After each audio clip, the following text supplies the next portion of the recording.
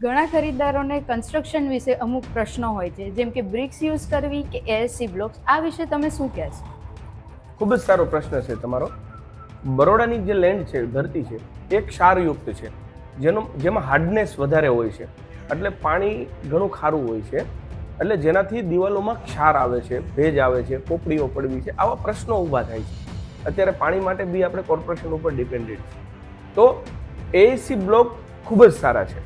BRICS use કરવાથી જે જમીનનું હાર્ડનેસ છે, જે ક્ષાર છે, એ બ્રિક્સમાં ચડે છે, કારણ કે બ્રિક્સ છે એ માટીની બને છે, એટલે ક્ષાર વધી જાય છે, ક્રેક્સ વધે છે, પોપડીઓ પડે છે, આવા પ્રશ્નો ઊભા થાય છે. જ્યારે એએસસી બ્લોક્સ છે એ પ્લાયક્સથી બનેલા હોય છે, એટલે ક્ષાર અને હાર્ડનેસનો પ્રશ્ન સોલ્વ થાય છે. એટલે બરોડાની ધરતી માટે એએસસી બ્લોક સારા છે.